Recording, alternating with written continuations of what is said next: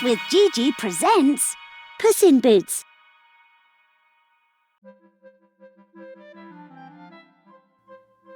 A cat? That's all my father left me? A cat? Thought the youngest of the three brothers. He gave my eldest brother a mill and my other brother a donkey, but I deserve a cat, I guess. He was miserable. What an odd decision his father had made before he died. My brothers can work together with the mill and the donkey. They can earn honest money and make a good living out of it. What about me? I can't even eat the cat. He wept. The cat jumped upon his shoulder, coughed as if he wanted to say something, and then he actually spoke with a human voice. Master, excuse me for interrupting your thoughts, but you seem worried, and since I belong to you now, I would like to make an oath to make you happy and rich. The cat said. I can somehow understand what you're saying, said the miller's son after coming to terms with the fact that the cat his father had left him could talk. But how on earth could you possibly help me? He asked.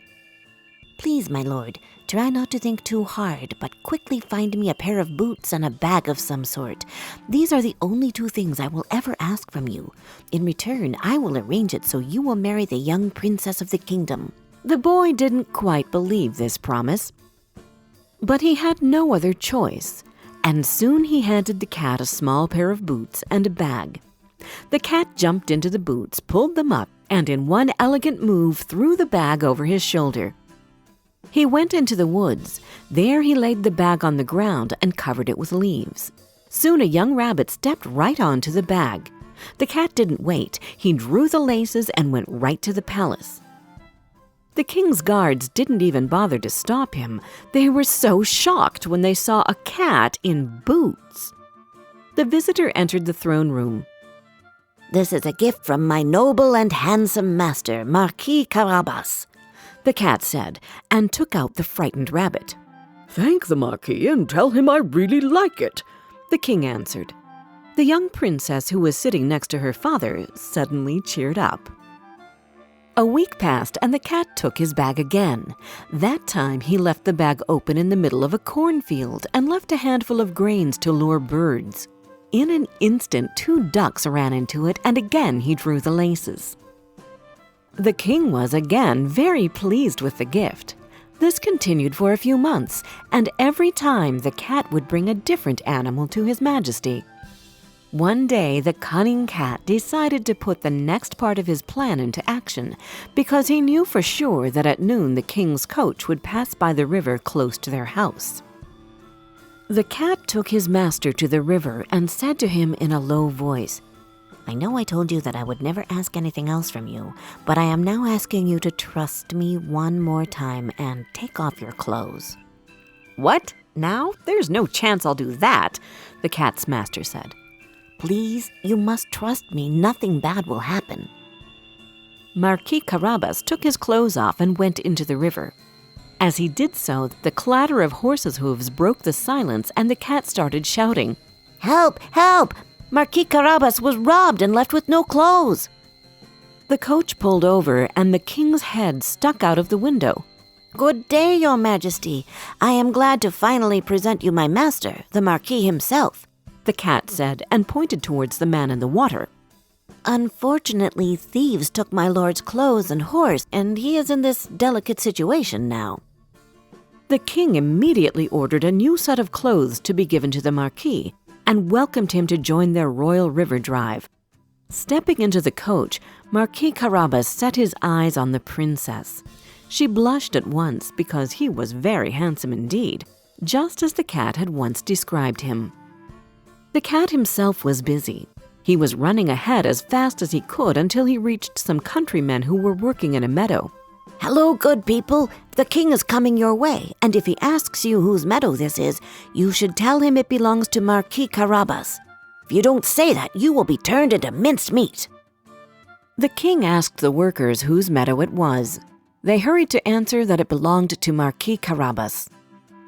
Still running ahead, the cat came upon some reapers and said again, Hello, good people. The king is coming your way, and if he asks you whose cornfield it is, you should tell him it belongs to Marquis Carabas. or you will be turned into minced meat." The king stopped again. Who does the land you're working on belong to? The king asked, hoping to receive the same answer as before. The people confirmed it belonged to Marquis Carabas. The king looked pleased, and the princess was fascinated. At last the cat arrived at a castle ruled by an ogre. "Who are you, and what are you doing in my castle?" The ogre asked in a fearsome voice. "I came to tell you that the king is coming this way, and if he asks whose castle this is, you should tell him that—" But the cat couldn't finish his words because the ogre was growling. "Who do you think you are ordering me what to say?" he said, and all of a sudden he turned into a lion. The cat pulled himself together and laughed at the lion. "Ha! That was fun, but I have already heard of this trick of yours. It's easy to turn into something your size, but try to fit into a small animal's body like a squirrel or a mouse.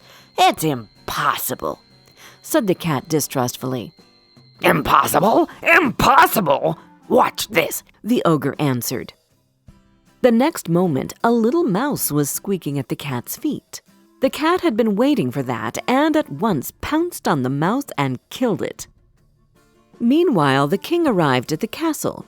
His curiosity made him want to visit it. At the gates, he was met by the cat. "Welcome to the castle of Marquis Carabas." The king entered the castle, followed by his daughter and the marquis. The king was charmed by what he saw and told the marquis that he would be glad if his daughter married such a fine young man. The marquis thanked the king for the honor and kneeled before the princess. They married and lived happily ever after. And the cat became a noble lord who even started wearing gloves and who chased mice only for fun.